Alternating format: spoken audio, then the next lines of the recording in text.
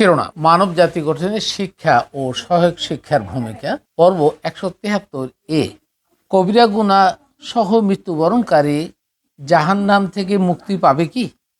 প্রিয় মানব জাতি, সালামুন আলাইকুম রাহমাতুল্লাহ। অধিকাংশ তথাকথিত আলেমদের ধারণা মুমিন ব্যক্তিরা তো অবশ্যই জান্নাতে যাবেন, আবার যদি কোনো কবিরা গুনাহের কারণে কেহ বা জাহান্নামে অধিবাসী হয়েও কিছুদিন শাস্তি ভোগ করার পরে তাদেরকে আবার জান্নাতে ফিরিয়ে আনা হবে। আজকে আমরা দেখব কিভাবে কোরআনের অপব্যাখ্যা করে নিজেরাও পথভ্রষ্ট হয়েছে এবং অপরকেও পথভ্রষ্ট করা হয়েছে।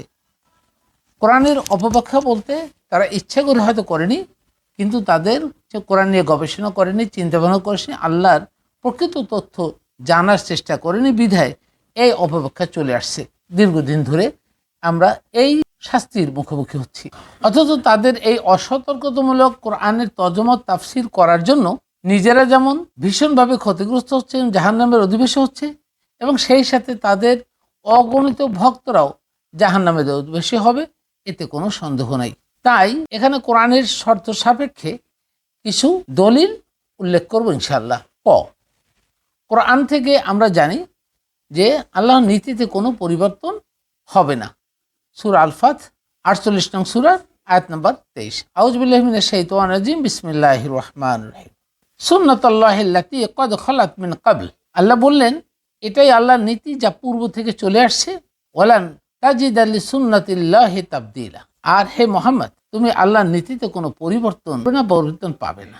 সংক্ষিপ্ত ব্যাখ্যা, মানে রাসূলের পূর্ব থেকে অথবা আদমের শুরু থেকে অথবা তারও পূর্ব থেকে আল্লাহর পরিকল্পিত প্ল্যান অনুযায়ী আবহমান কালে নীতি অপরিবর্তনশীল থাকবে এবং কিয়ামত পর্যন্ত অপরিবর্তনশীল থাকবে। এই আয়াতের মাধ্যমে আল্লাহ আরও জানিয়ে দিলেন যে প্রকৃতির যে যা কিছু পরিবর্তনশীল নীতি তা আল্লাহর নীতি হতে পারে না।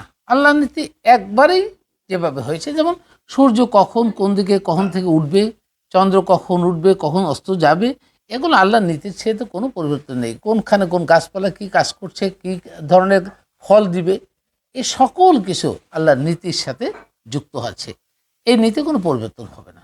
সুতরাং যা ইবলিসের চক্রান্তের নীতি পরিবর্তনশীল তাই, অর্থাৎ ইবলিস আল্লাহর নীতি থেকে মানুষকে সরিয়ে রাখার জন্য চতুর্মুখী ষড়যন্ত্রের মাধ্যমে এই পরিবর্তনশীল নীতি ঢুকিয়ে দিয়ে মানুষকে মনে ঢুকিয়ে দিয়ে সে বিভ্রান্ত করার চেষ্টা করে যাচ্ছে এবং এই প্রক্রিয়া চলমান আছে।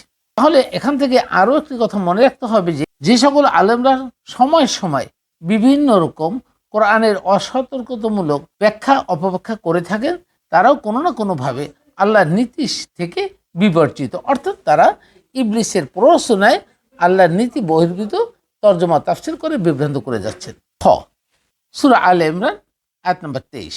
আলাম তারা ইলাল্লাযীনা উতুল নাসীবাম মিনাল কিতাব ইয়াদউনা ইলা কিতাবিল্লাহ লিয়াহকুমা বাইনাহুম সুম্মা ইয়াতাওয়াল্লা ফারিকুন মিনহুম ওহুম মুরিদুন।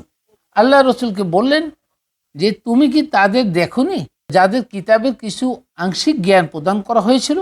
তাদেরকে যখন আল্লাহর পরিবর্তিত কোরআনের কিতাবের দিকে বা কোরআনের দিকে আহ্বান করা হয় নিজেদের মাঝে বিবাদ মীমাংসা করার জন্য বা ফয়সালা করার জন্য, তখন তাদের একদম মুখ ফিরিয়ে নেয় এবং তারা সেথায় স্থির থাকে। মীমাংসা করার জন্য এই কোরআনের জ্ঞান দরকার, যাতে মানুষ সত্য মিথ্যার পার্থক্য বুঝতে পারে। এখানে আমরা দেখতে পাই যে কোরআন ভিন্ন আল্লাহ প্রদত্ত অন্য কিতাবে যা কিছু আনা হয়েছে জীবন বিধানের জন্য পরিপূর্ণ জ্ঞান হতে পারে না। যালিকা বিআন্নাহুম ক্বালু লান তামাসসানান নারু ইল্লা আইয়ামাম মা'দুদা। আর এটা এই জন্য যে তাদের এই অপব্যাখ্যাগুলো মূল কারণ এটাই, এই জন্য যে তারা বলে নির্দিষ্ট কিছু দিন ছাড়া জাহান্নামের আগুন বা জাহান্নাম তাদেরকে স্পর্শ করবে না। ওয়াগররাহুম ফি দীনিহিম মা কানু ইফতারুন। বস্তুত তারা যে কথা বানিয়ে নিয়েছে সেটি তাদেরকে নিজেদেরকে দিন সম্পর্কে ধোঁকায় ফেলে দিয়েছে।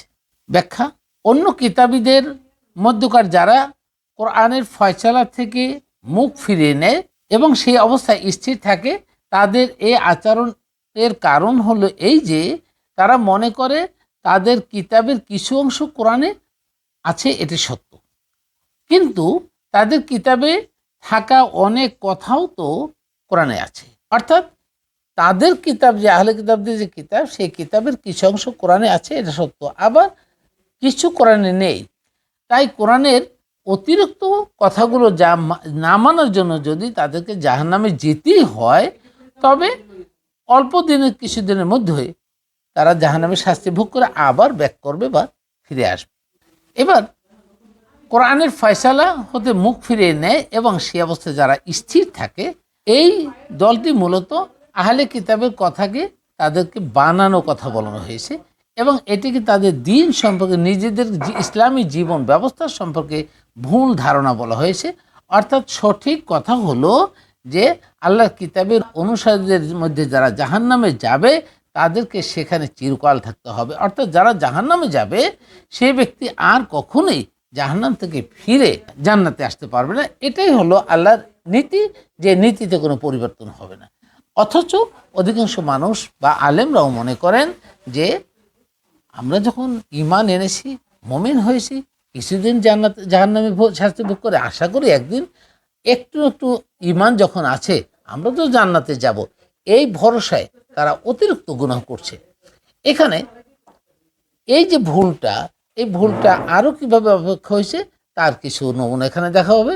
সূরা ঝিলজাল আয়াত নাম্বার 6, 7 এবং 8-এ। 6 নং আয়াতে বলা হলো, ইয়াউমাইযিন ইয়াসদুরুন নাসু আশতাতাল লিউরাউ আমালাহুম। সেদিন মানুষ সদরের দিকে আসবে দলে দলে, যাতে তাদের কৃতকর্ম দেখানো যায়। সংক্ষিপ্ত ব্যাখ্যায় আমি বলবো যে সেদিন মানুষ সদর মানে সম্মুখের দিকে, অর্থাৎ হাসর সামনে থাকবে, মানুষ দলে দলে হাসরের দিকে যাবে, সম্মুখের দলে। অথচ এই সদর নিয়ে অনেক কথা হয়েছে। সদর মানে বক্ষ ধরা হয়েছে, সদর কথাই বুঝে নেই। সদর মানে বক্ষ, সদর মানে সম্মুখে, অর্থাৎ সদর দরজা, মেন দরজা, সদর রোড, মেন রোড, এই জিনিসগুলোর সাথে মিলিতে পারে নেই। অধিকাংশ আলেমরা মনে করে সদর মানে বক্ষ। এই বক্ষ বলার জন্য এই আয়াতের অর্থ বুঝে নেই। ইয়াউমাইজিন ইয়াসদুরুন নাস, সেই দিন মানুষ সদরের দিকে আসবে, ইয়াসতাতাও দলে দলে, লিউরাউ আমালাহুম, যাতে তাদের আমল নামা তাদেরকে দেখানো যায়। তাহলে সদর মানে বক্ষের দিকে আসবে না, সামনের দিকে, সামনে থাকবে হাসর, হাসরের দিকে যাবে।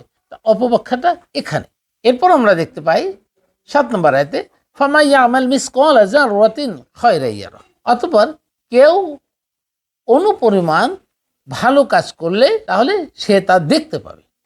অথচ অসতর্ক ব্যাখ্যা হলে এখানে এরকম আসছে যে কেউ অনুপরিমাণ ভালো কাজ করলে সে তার প্রতিদান পাবে। দেখতে পাওয়া প্রতিদান পাওয়া তো এক হতে পারে না। অথচ আমাদের আলেমরা এখানে ভুল করছেন। এরপরে 8 নং আয়াতে, ওমা ইয়ামাল মিসকালা যাররাতিন শাররান ইয়ারা, আর কেউ অনুপরিমাণ মন্দ কাজ করলে সেও তা দেখতে পাবে। অথচ এখানেও ভুল ব্যাখ্যাটা এরকম আসছে যে অনুপরিমাণ মন্দ কাজ করলে তার জন্য হয়তো বা কিছুদিনের জন্য জাহান্নামে যাবে, আবার জাহান্নাম থেকে ফিরে আসবে। না, আল্লাহর নীতিতে কোনো পরিবর্তন হবে না। এই জিনিসটা মাথায় রেখে আমাদের এইগুলোর প্রকৃত ব্যাখ্যা করতে হবে। অর্থাৎ কোরআনে কোনো পরস্পর বিরোধী বক্তব্য নেই। তা একবারে বললেন আল্লাহর নীতিতে কোনো পরিবর্তন হবে না, আবার এখানে কি আল্লাহর নীতি পরিবর্তন করবে? হতেই পারে না। সুতরাং এইটাই হলো কোরআন নিয়ে ব্যাখ্যা এবং কোরআন নিয়ে বোঝার ব্যাপার। কোরআন গবেষণা করতে হবে, এটা গবেষণার ব্যাপার। এ সবই দেখা যাচ্ছে যে ইবলিসের মাধ্যমে আল্লাহর নীতিকে পরিবর্তন করে অপব্যাখ্যা করানো হচ্ছে।